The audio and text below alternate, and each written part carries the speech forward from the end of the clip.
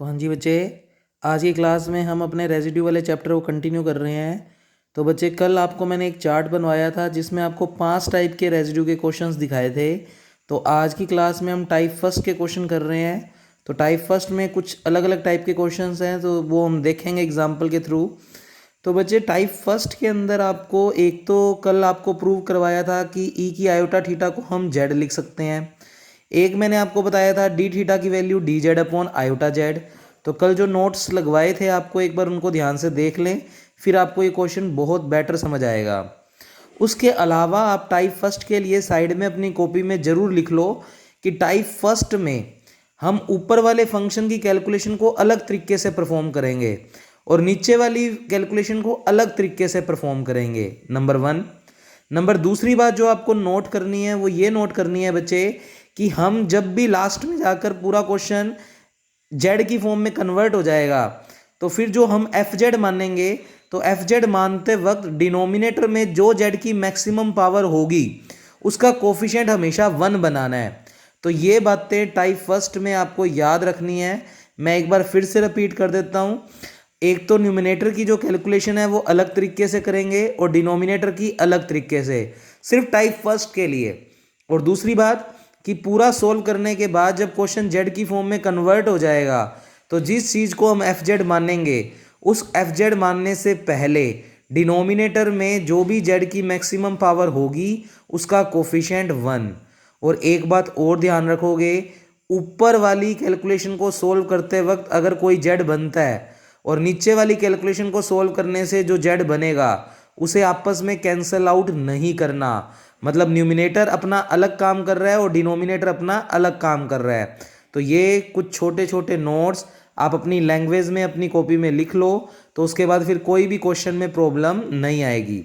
अब सबसे पहले हमें क्वेश्चन टाइप फर्स्ट का जो पहला क्वेश्चन दिया हुआ है वो दिया हुआ है 0 से 2 pi cos 2 theta upon 5 + 4 cos theta d theta is equal to π/6। तो कुल मिलाकर वो कह रहा है कि इस इंटीग्रेशन को आप सोल्व करो। इसे कंटूर इंटीग्रेशन भी बोलते हैं और पेपर में लिख सकता है वो कंटूर इंटीग्रेशन सोल्व करो या रेजिड्यू की हेल्प से सोल्व करो। तो आपको यही प्रोसीजर फॉलो करना है। अब कहता इस इंटीग्रेशन को सोल्व कर कर इसकी वैल्यू प्रूव करो π/6 होगी। तो बच्चे, अब मेरे को अगर इस क्वेश्चन को रेजिड्यू वाले तरीके से सोल्व करना है तो मुझे इस क्वेश्चन को थीटा से जेड की टर्म्स में लेकर जाना है। तो सबसे पहले तो अपनों ने इस इंटीग्रेशन को एक नाम दे दिया आई। आंसर लेकर आना है π/6, वो अपने आप आएगा। आई इज इक्वल टू, हमने ये पूरा इंटीग्रेशन बुला लिया। अब बच्चे, अभी अभी आपको कहा है कि ऊपर वाले पोर्शन की कैलकुलेशन कुछ अलग तरीके से और नीचे वाली पोर्शन की कैलकुलेशन अलग तरीके से करेंगे टाइप फर्स्ट में। आगे सेकंड, थर्ड, फोर्थ, फिफ्थ तो बहुत ईजी है, एक तरीका समझ गए तो सारे तरीके के क्वेश्चन समझ जाओगे। पर टाइप फर्स्ट के लिए हमें थोड़ा टाइम लगाना पड़ेगा, तो ध्यान से सुने। अब ऊपर वाले पोर्शन में आपको कोस 2 थीटा दिख रहा है, तो ऊपर वाले स्टेप की जो कैलकुलेशन रहेगी वो रियल पार्ट से रिलेटेड रहेगी।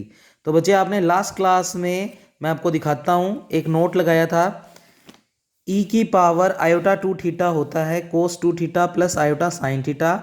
अब ऊपर अपने जो न्यूमिनेटर है उसमें कोस 2 थीटा लिखा हुआ है, तो कोस 2 थीटा को अपने क्या लिख सकते हैं, रियल पार्ट ऑफ ई की पावर आयोटा 2 थीटा। तो बच्चे यहाँ पर देखें, तो ऊपर वाले पोर्शन के लिए हम रियल पार्ट या इमेजिनरी पार्ट का कंसेप्ट यूज करेंगे, पर वो भी अभी आप रटो मत, बस एक बार देखते रहो कि फर्स्ट टाइप के क्वेश्चन को थोड़ा किस तरीके से हमने टैकल किया है। बाकी इसके 4-5 एग्जाम्पल देखेंगे तो पूरी बात अच्छे से क्लियर हो जाएगी। तो सबसे पहले तो मैंने इस इंटीग्रेशन को नाम दिया आई।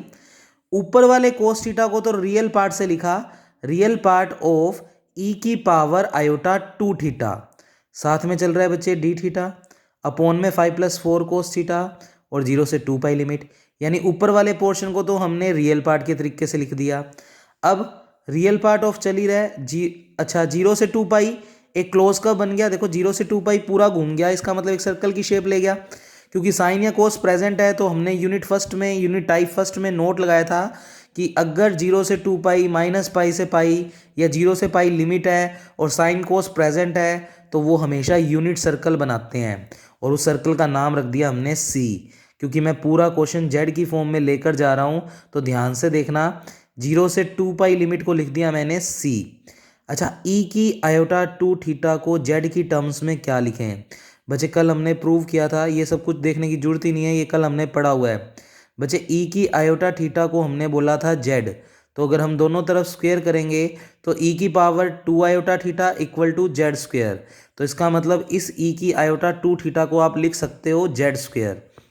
अच्छा, डी थीटा की वैल्यू कल हमने प्रूव की थी D z upon iota Z, तो डी थीटा की जगह रख दिया D z upon iota Z. फिर नीचे चल रहा है बच्चे 5+4। अच्छा, कोस थीटा, बच्चे कोस थीटा को अपनों ने कल फॉर्मूला पढ़ा था जेड की टर्म्स में, Z plus z inverse by 2।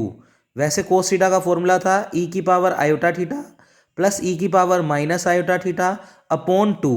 तो ई की आयोटा थीटा को लिखते हैं जेड, तो ई की माइनस आयोटा थीटा को जेड की पावर -1। तो उस तरीके से कोस थीटा को मैंने लिख दिया Z plus z inverse by 2। तो देखो ऊपर वाले में पहले रियल पार्ट करके लिखा, फिर इसको मैंने जेड की टर्म्स में इस तरीके से कन्वर्ट किया। डी थीटा को कल हमने पढ़ा था d z upon iota z, और कोस थीटा का हमने फॉर्मूला पढ़ा था, तो नीचे वाले कोस थीटा को रियल पार्ट करके नहीं लिखेंगे, उसके लिए फॉर्मूलाज यूज करेंगे। तो Z plus z inverse by 2। अब बच्चे मैंने आपको कहा था कि ऊपर न्यूमिनेटर और नीचे डिनोमिनेटर की कैलकुलेशन अलग अलग है, आप जेड से जेड को कैंसिल मत कर देना।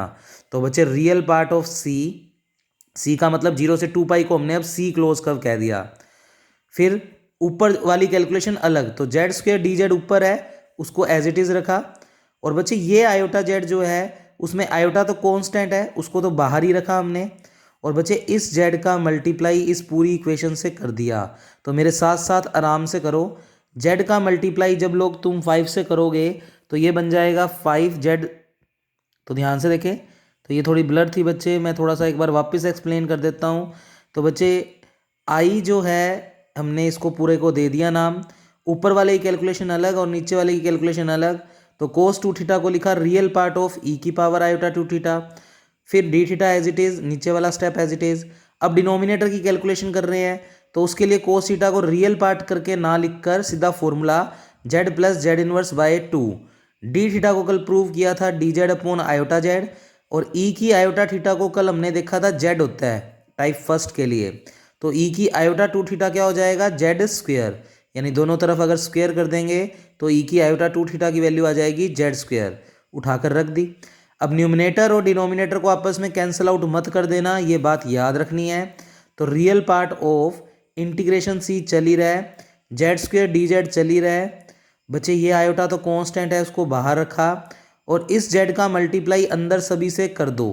तो देखो ये जेड जब 5 से मल्टीप्लाई होगा तो 5z, फिर ये जेड जब इससे जेड से मल्टीप्लाई होगा तो जेड स्क्वेयर, और 2 और 4 आपस में कैंसिल आउट होकर 2, तो 2z स्क्वेयर, तो 2z स्क्वेयर। फिर ये जेड इस जेड इनवर्स से मल्टीप्लाई होगा, तो जेड इनवर्स का मतलब होता है 1/z। तो बच्चे जेड और जेड इनवर्स तो आपस में कैंसिल आउट, पर ये 2 और 4 कैंसिल आउट होकर 2, और ये 2 जब इस 1 से मल्टीप्लाई होगा तो 2 बनेगा, क्योंकि जेड जेड इनवर्स तो 1 हो गया। तो ये जो 2 बचा है वो यहाँ पर मल्टीप्लाई होगा तो 2 बचेगा। तो बच्चे उम्मीद करता हूँ आपको यहाँ तक के स्टेप समझ आ गए होंगे। अब मैंने आपको पहले जब स्टार्ट किया था टाइप फर्स्ट तो बोला भी था जब पूरा क्वेश्चन जेड की टर्म्स में कन्वर्ट हो जाएगा तो इंटीग्रेशन सी और डी जेड को छोड़ दो, बाकी सारी चीज़ एफ जेड है। पर एफ जेड को मानने से पहले बच्चे डिनोमिनेटर में जो भी जेड की मैक्सिमम पावर होगी उसका कोफिशिएंट 1 बनाना है। तो बच्चे नीचे डिनोमिनेटर में जेड की पावर 2 मैक्सिमम है तो उसका कोफिशिएंट 2 है, इसको 1 बनाना है तो आपको पूरी इक्वेशन में से 2 कॉमन लेना पड़ेगा। तो ये देखो 2 कॉमन लिया हुआ है, फिर 5/2z, इधर से तो 2 कॉमन ही आ गया तो जेड स्क्वेयर, और इधर से भी 2 कॉमन आ गया तो 1 बचेगा। अब इंटीग्रेशन सी और डी जेड को छोड़ दो, बाकी जो भी चीज़ है वो एफ जेड है। तो बच्चे एफ जेड तो अपने अभी लिखते हैं, सबसे पहले बुलाएंगे कोशी रेजिड्यू थ्योरम। तो कल नोट लगवाया था आपको, ये पांचों टाइप में ही बुलाऊंगा मैं इसको। तो integration c f z d z is equal to 2 pi iota summation r plus, इसको मार्क करके छोड़ दिया इक्वेशन 2। अब बच्चे इंटीग्रेशन सी और डी जेड को छोड़ दो, बाकी चीज़ को एफ जेड मान लो। क्यों? ये देखो इंटीग्रेशन सी चल रहा है, डी जेड चल रहा है, तो बाकी जो भी चीज़ होती है उसको क्या देते हैं हम नाम एफ जेड। तो हमने लिखा, बस ऐसे कुछ लिखने की जरूरत नहीं है फ्रॉम 1 and 2, बस डी जेड और सी को छोड़कर बाकी पूरा जेड का फंक्शन एफ जेड बन जाएगा। तो f z is equal to z square upon 2 iota z square plus 5/2 z plus 1, और इस पूरे ब्रैकेट की पावर जो है वो 1 है तो 1 लिख दी। अच्छा, जेड स्क्वेयर को पहले लिख दिया, इसको बाद में लिख दिया एक ऑर्डर के अंदर, ठीक है बच्चे। तो ये हो गया अपना एफ जेड। साइड में लिखा भी हुआ है make coefficient of z square equal to 1, यानी डिनोमिनेटर में जो भी जेड की मैक्सिमम पावर है उसका कोफिशिएंट हमेशा 1 बनाएंगे। ये बात आपको टाइप फर्स्ट में याद रखनी है। अब बच्चे इतना काम करने के बाद यहाँ पर लिख लेना अपने नोट्स में, जहाँ पर समेशन आर प्लस किसको रिप्रेजेंट कर रहा है, सम ऑफ, ये कल भी लिखवाया था, sum of all residue at all its poles inside C. Curve C के अंदर जितने भी पोल मिलेंगे उन पोल्स के ऊपर ही हम रेजिड्यू निकालेंगे, और फिर जितने भी रेजिड्यू होंगे उनका सम कर देंगे, वो समेशन आर प्लस। पर इंपॉर्टेंट बात क्या है कि पोल निकालेंगे, और अगर वो पोल कर्व के अंदर है तो उन्हीं पर रेजिड्यू निकालेंगे, जो पोल कर्व से बाहर है उस पर रेजिड्यू नहीं निकालेंगे, उसके लिए कोई रेजिड्यू फाइंड आउट नहीं करेंगे। तो बच्चे अब ये एफ जेड आ चुका है। अब मेन बात हमें पता है कि इसका पूरा वैल्यू इसके बराबर है, क्योंकि हमने ये चीज़ इससे कंपैरिजन करके एफ जेड निकाल लिया है। तो बच्चे कुल मिलाकर बस हमें क्वेश्चन में समेशन आर प्लस निकालना है, और समेशन आर प्लस जैसे ही आ जाएगा उसका 2 पाई आयोटा से मल्टीप्लाई करेंगे तो इस पूरे स्टेप का इंटीग्रेशन हो जाएगा, क्योंकि यही चीज़ तो कन्वर्ट होकर यहाँ तक बन चुकी है। तो इसका मतलब इसके बराबर में जब हम ये चीज़ रखेंगे और यहाँ पर ये मान रखेंगे तो वो जो आंसर आएगा वो इस पूरे स्टेप का इंटीग्रेशन है, इसका मतलब इसका इंटीग्रेशन है, तो प्रूव हो जाएगा। अब बच्चे पोल कैसे निकालें, एफ जेड हमारे पास है, पोल निकालने के लिए डिनोमिनेटर इक्वल टू 0। तो बच्चे मैंने लिखा now poles of f z r, इस फंक्शन के पोल्स निकाल रहे हैं, उसके लिए इस डिनोमिनेटर को इक्वल टू क्या रख दो, 0। तो मैंने इस पूरे डिनोमिनेटर को इक्वल टू क्या रख दिया, 0। फिर 2 आयोटा तो 0 होता नहीं, क्योंकि आयोटा की वैल्यू √-1, और 2 तो अपने आप में ही 0 नहीं होता, तो किन्हीं दो का प्रोडक्ट इक्वल टू 0, इधर ये 0 और ये 0, ये तो 0 है नहीं, तो फिर 0 इसको होना पड़ेगा, इसको रख दिया 0 के इक्वल। फिर बच्चे एलसीएम लिया तो 2 इधर मल्टीप्लाई में चला गया, इधर भी मल्टीप्लाई में, और जो एलसीएम है वो 0 के साथ जाकर 0 हो गया। फिर ये एक सेकंड ऑर्डर की इक्वेशन है, फैक्टर हो रहे हैं तो फैक्टर कर दो, नहीं तो ये वाला फॉर्मूला लगा दो। तो फिलहाल फैक्टर हो रहे हैं तो कर दिए 4z प्लस जेड। बच्चे पहली दो टर्म्स में से कॉमन आ रहा है 2z, अंदर बचेगा z प्लस 2। लास्ट वाली 2 टर्म्स में से 1 कॉमन ले लें तो अंदर बचेगा z प्लस 2। पूरे में से z प्लस 2 कॉमन ले लें तो अंदर बचेगा 2z प्लस 1। तो नेक्स्ट पेज की कैलकुलेशन देखें, तो z plus 2 2z plus 1 equal to 0, यहाँ तक पहुँच गए। यहाँ से अगर हम z की वैल्यू निकालें तो यहाँ से z की वैल्यू आ गई -2, और यहाँ से z की वैल्यू आएगी -1/2। अब क्योंकि टाइप फर्स्ट के क्वेश्चन कर रहे हैं तो उसमें जो भी सर्कल बनेंगे वो यूनिट सर्कल का मतलब उनकी रेडियस 1 होगी। तो ये कोऑर्डिनेट 1,0, ये कोऑर्डिनेट 0,1, ये कोऑर्डिनेट 0,-1, और ये कोऑर्डिनेट -1,0। अब हमें देखना है कि कौन सा पोल, ये पोल ही निकले हैं बच्चे, देखना है कि कौन सा पोल कर्व के अंदर है।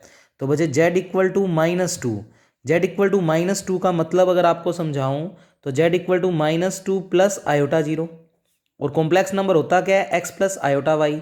तो x की वैल्यू -2 और y की वैल्यू 0, x की वैल्यू -2 y की वैल्यू 0, वो तो यहाँ कहीं बनेगा, तो इसलिए लिखाया भी हुआ है कि z इक्वल टू -2 तो यहाँ कहीं बनेगा। ये तो यूनिट सर्कल तो यहीं तक है, तो ये जो -2,0 पॉइंट है वो तो इस रेडियस यानी इस सर्कल से बाहर होगा। फिर -1/2,0 की बात करें तो बच्चे z इक्वल टू -1/2 को लिख सकते हो -1/2 प्लस आयोटा 0। तो x का मान -1/2 और y का मान 0, x का मान -1/2 तो वो तो यूनिट रेडियस के अंदर ही आएगा ना, यहाँ कहीं आएगा। तो बच्चे ये आ गया -1/2,0, तो कुल मिलाकर वो सर्कल के अंदर है।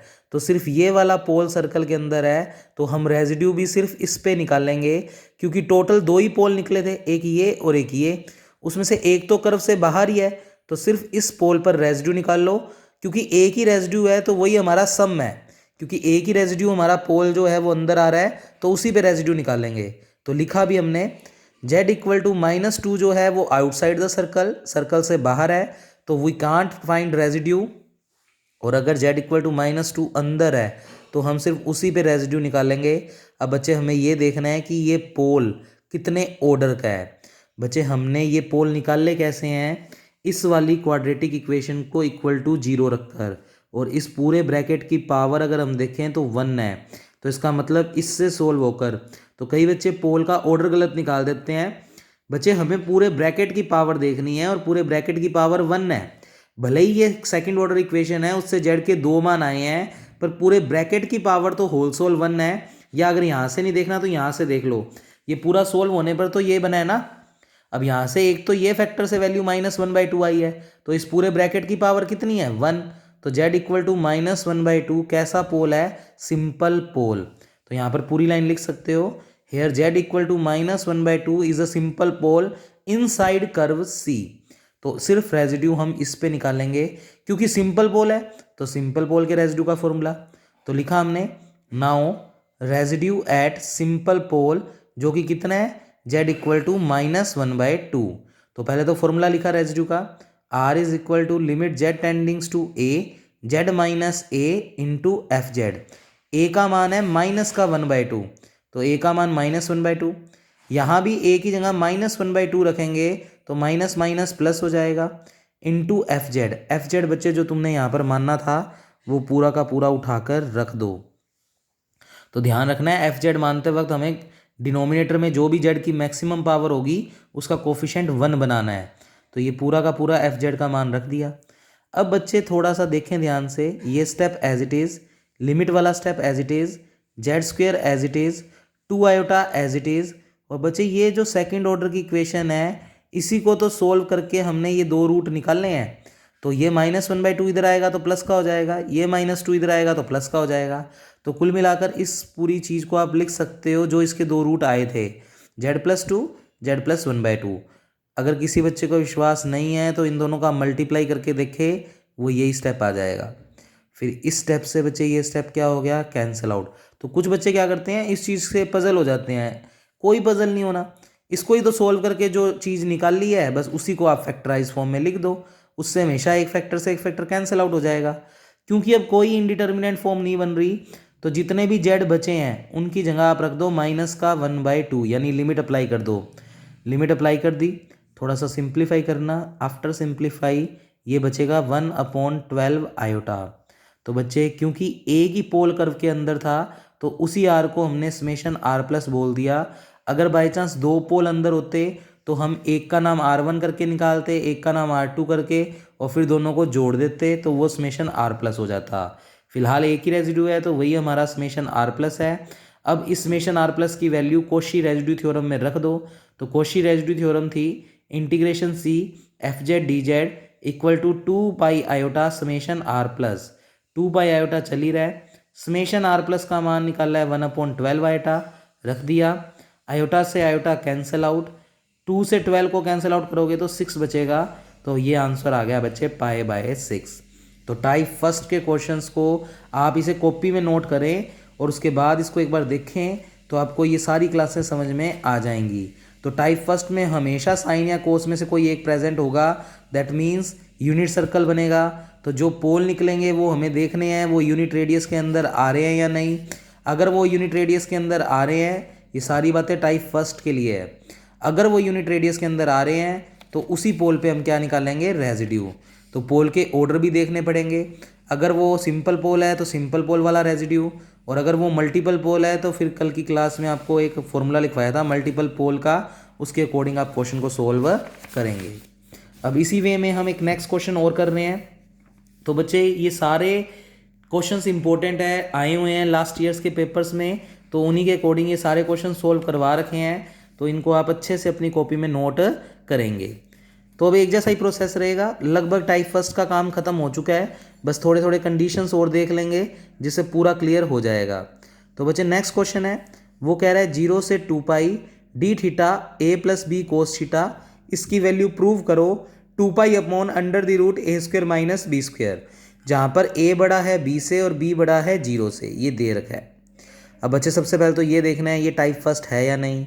तो टाइप फर्स्ट तो देखते ही पता लग जाएगा, लिमिट 0 से 2π, -π से π या 0 से π, तो इसका मतलब वो टाइप फर्स्ट का क्वेश्चन है। अब टाइप फर्स्ट में न्यूमिनेटर में अलग कैलकुलेशन, डिनोमिनेटर में अलग कैलकुलेशन। तो सबसे पहले इसको तो एक नाम दिया i नाम से, इंटीग्रेशन, बुला लिया क्वेश्चन को। अब बच्चे 0 से 2 पाई को तो क्या लिख देंगे, क्लोज कर्व सी, जैसे पिछले क्वेश्चन में लिखा था। डी थीटा को लिख देंगे D z upon iota Z, तो ये बातें याद ही होने लग जाएंगी, D z upon iota Z. अब पिछले क्वेश्चन में तो ऊपर कोस था तो उसको रियल पार्ट से लिखा था, पर अब ऊपर है ही नहीं कुछ तो कोई दिक्कत ही नहीं है, क्वेश्चन और ईजी हो गया। फिर नीचे वाली चीज़ में देखो a प्लस बी, और नीचे जब भी कोस या साइन आएगा तो उसका फॉर्मूला जेड की टर्म्स में तुमने पढ़े हुए हैं, 2 फॉर्मूले कल पढ़ाए थे। तो कोस थीटा का formula z plus z inverse by 2। बच्चे पहले थोड़ा सिंप्लीफाई कर लो, तो अगर 2 एलसीएम लेंगे तो बच्चे 2a, इधर से जेड का अंदर मल्टीप्लाई कर दिया, तो ये स्टेप आराम से समझो। एक तो एलसीएम ले लिया 2, तो 2 यहाँ पर मल्टीप्लाई में जाएगा, प्लस ये जो बाहर जेड है उसका अंदर मल्टीप्लाई, तो 2a जेड। फिर बच्चे ये जेड जब इससे मल्टीप्लाई होगा तो बी जेड स्क्वेयर, क्योंकि 2 इस पूरे के अपॉन में है तो मल्टीप्लाई नहीं होगा यहाँ पर 2 का, तो सिर्फ जेड का अंदर मल्टीप्लाई होगा बी जेड स्क्वेयर।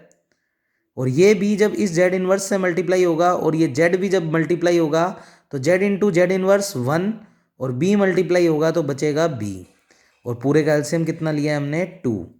फिर बच्चे आपको बताया था इंटीग्रेशन सी और डी जेड को छोड़कर, जब पूरा क्वेश्चन जेड में आ जाए तो इंटीग्रेशन सी और डी जेड को छोड़कर बाकी चीज़ को एफ जेड, पर एफ जेड मानने से पहले याद रखना है डिनोमिनेटर में जो जेड की मैक्सिमम पावर है उसका कोफिशिएंट 1, तो बच्चे ये लिखा हुआ है बी जेड स्क्वेयर, तो बच्चे जेड स्क्वेयर हाईएस्ट है, उसका कोफिशिएंट बी है, मुझे 1 बनाना है, तो पहले पूरी इक्वेशन में से बी को कॉमन लोगे।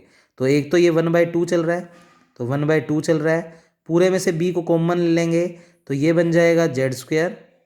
इसमें से बी कॉमन लेंगे तो इसके पास है ही नहीं बी, तो बी अपॉन में चला जाएगा, तो 2a/b इंटू जेड। इसके पास बी है, कॉमन ले लिया तो ये बन गया 1। अब जिनको कॉमन नहीं लेना आता वो बी को वापस अंदर मल्टीप्लाई करके देख लो, ये स्टेप बन जाएगा।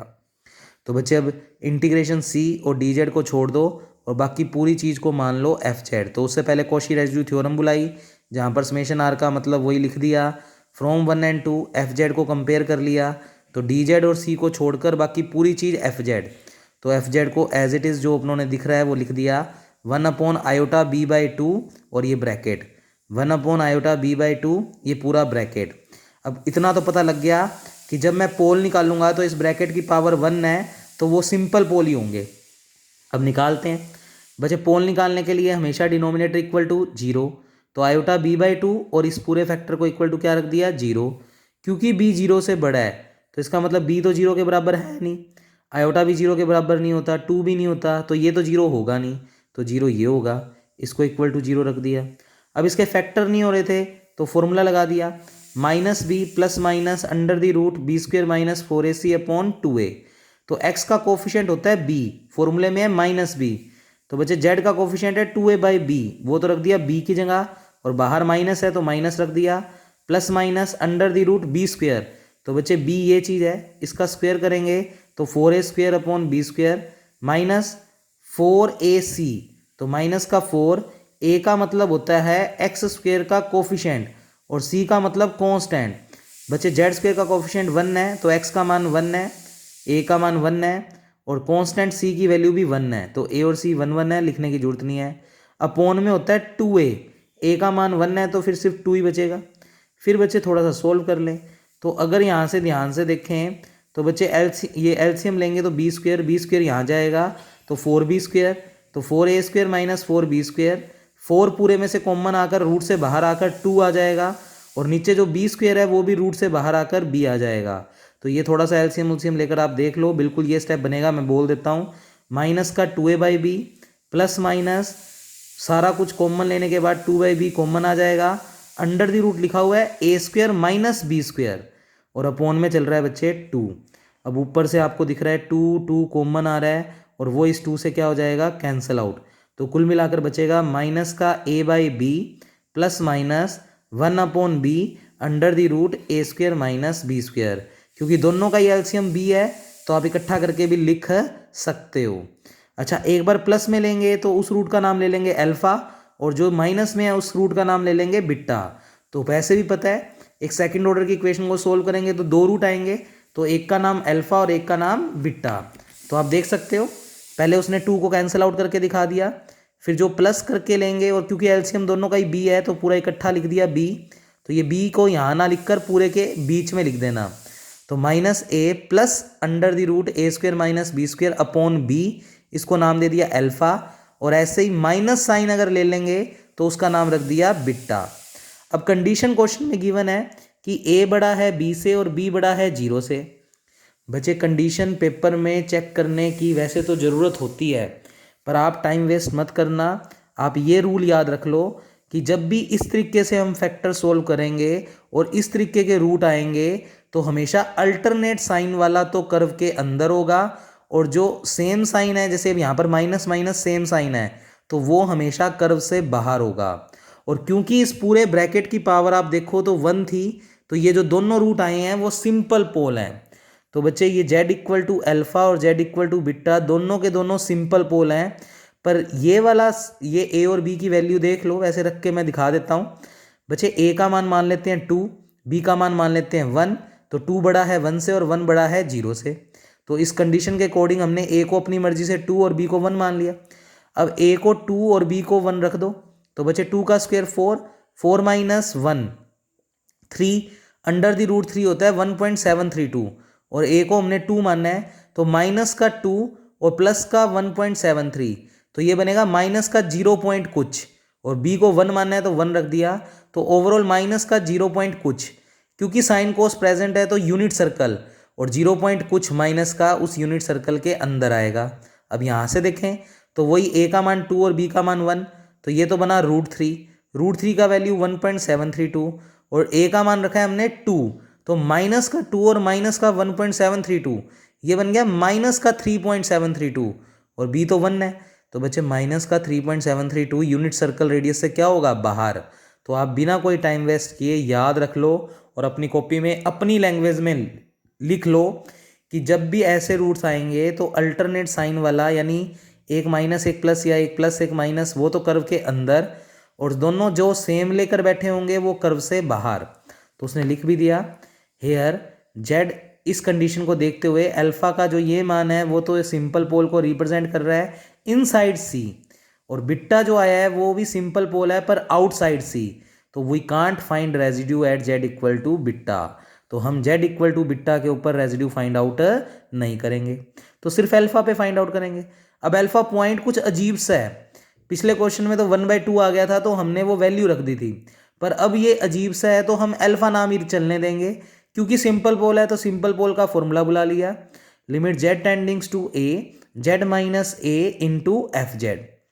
बच्चे ए की जगह अल्फा पॉइंट है, इधर भी ए की जगह अल्फा, और एफ जेड जो हमने मानना हुआ था इक्वेशन नंबर 1 में, वो देख लेना आप, एफ जेड 1 और 2 का कंपैरिजन करके बनाया हुआ था, वो पूरा का पूरा एफ जेड आपके लिए एज इट इज़ रख दिया। तो बच्चे उसके बाद देखें ये चल ही रहा है, ये लिमिट चल ही रही है, आयोटा b/2 चल ही रहा है। इस चीज़ के ही तो सोल्व करके आपने 2 रूट निकालने हैं, अल्फा और बिट्टा। तो आप इस पूरी चीज़ को सीधा लिख दो z minus alpha z minus beta. उधर ए और बी की वैल्यू बहुत ईजी आई थी पिछले क्वेश्चन में, 2 और 1/2, तो हमने वो रखी हुई थी। पर अब क्योंकि अल्फा बिट्टा कुछ बड़े सारी वैल्यूज़ हैं तो उसको उस फॉर्म में ना लिखकर हमने इसी फॉर्म में लिख दिया। तो कुल मिलाकर इस चीज़ को आप ये लिख सकते हो, बाद में जब इसमें अल्फा और बिट्टा को रख दोगे और मल्टीप्लाई करोगे तो ये इक्वेशन बन जाएगी। तो इससे ये फैक्टर क्या हो गया, कैंसिल आउट। क्योंकि कोई इनडिटर्मिनेंट फॉर्म नहीं बन रही तो आप लिमिट अप्लाई कर सकते हो। तो जेड की जगह आपको अल्फा रखना है, तो 1/आयोटा b/2 चल ही रहा है, और इस जेड की जगह मैंने रख दिया अल्फा, तो ये बन गया अल्फा माइनस बिट्टा। अब अल्फा भी आपके पास है, बिट्टा भी आपके पास है, तो अल्फा में से बिट्टा को क्या कर दो, माइनस। तो बच्चे माइनस a/b में जब इसको माइनस करेंगे तो माइनस माइनस क्या हो गया, प्लस। तो आप पहले चाहो तो ये b को इसके अपोन में अलग, इसके अपोन में अलग, और इस b को भी इसके अपोन में अलग, इसके अपोन में अलग, और फिर अल्फा में से सिंपली बिट्टा को क्या कर देना, माइनस। तो बच्चे माइनस करने की वजह से ये स्टेप माइनस का और माइनस माइनस ये हो जाएगा प्लस का, तो एक फैक्टर से एक फैक्टर क्या हो जाएगा, कैंसिल आउट। और इसमें से इसको जब माइनस करेंगे तो माइनस माइनस प्लस, तो ये वाला फैक्टर जुड़ जाएगा। तो इसके अपोन में भी b है, इसके अपोन में भी b है, तो जुड़कर हो जाएगा 2 times under the root a square minus B square upon b। ये अल्फा माइनस बिट्टा की वैल्यू यहाँ पर रख दो, तो हमने रख दी। b से b कैंसिल आउट हो गया, 2 से 2 कैंसिल आउट हो गया, तो आंसर आया 1/आयोटा under the root a square minus B square. क्योंकि एक ही पोल कर्व के अंदर है तो यही हमारा समेशन आर प्लस है, तो इसी आर को हमने नाम दे दिया समेशन आर प्लस। उसके अलावा बच्चे 1/आयोटा होता है माइनस आयोटा, आप लिख लो साइड में, 1/आयोटा होता है माइनस का आयोटा, तो इस 1/आयोटा को मैंने पहले लिख दिया माइनस का आयोटा, माइनस का आयोटा अपॉन ए स्क्वायर माइनस बी स्क्वायर। फिर क्योंकि एक ही पोल निकला है तो यही हमारा समेशन आर प्लस है, तो इसी को समेशन आर प्लस बोल दिया। ये समेशन आर प्लस की वैल्यू कॉशी रेजिड्यू थ्योरम में रख दी, तो कॉशी रेजिड्यू थ्योरम में बस समेशन आर प्लस का 2 आयोटा से मल्टीप्लाई करना होता है, तो समेशन आर प्लस की वैल्यू ये जो हमने निकाली है वो रख दी और उसका 2 आयोटा से मल्टीप्लाई। बचे आयोटा इंटू आयोटा होता है आयोटा स्क्वायर, उसकी वैल्यू होती है -1 और ये माइनस तो माइनस माइनस प्लस हो गया, तो कुल मिलाकर बना 2 upon under the root a square minus B square. Most important question है। एफ जेड आपके पास जो क्वेश्चन था समझ लो वही है, क्योंकि एफ जेड की टर्म्स में है और वो हमने दिए गए क्वेश्चन को ही जेड की टर्म्स में कन्वर्ट किया है, तो कुल मिलाकर दिए गए क्वेश्चन का इंटीग्रेशन हो गया। अब बच्चे घर से जो तुम्हारे पास होमवर्क है वो ये 2 क्वेश्चंस हैं, तो ये दोनों क्वेश्चन एज इट इज़ चलाकर आना।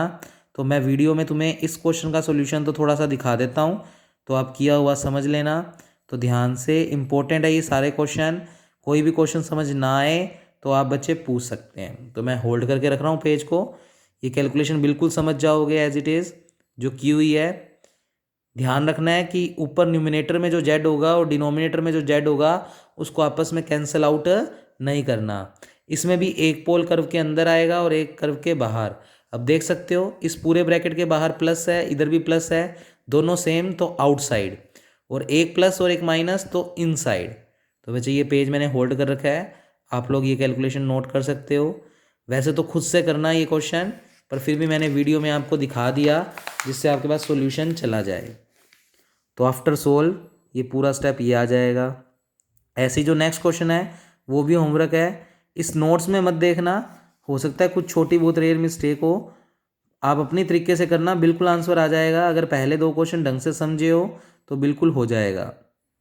तो मैंने आपको दूसरे क्वेश्चन की भी पूरी वीडियो दिखा दी है बच्चे, और नोट के रूप में इसने लिखा भी हुआ है, in type first do make sure of the limit with in should be 0 से 2 that makes if it is not then first make 0 से 2 ये क्या कह रहा है लाइन में। सबसे पहले देखें कि फर्स्ट टाइप के क्वेश्चन में 0 से 2 लिमिट है या नहीं। अगर 0 से 2 के अलावा कोई लिमिट है तो पहले उसको हम 0 से 2 लिमिट में कन्वर्ट करेंगे, वो मेरा कल का क्वेश्चन रहेगा, तो वो कल का क्वेश्चन मैं समझाऊंगा आपको बच्चे। तो इतना काम आप लोग देख लीजिए, उसके बाद नेक्स्ट वीडियो में मिलते हैं। Okay, thank you class.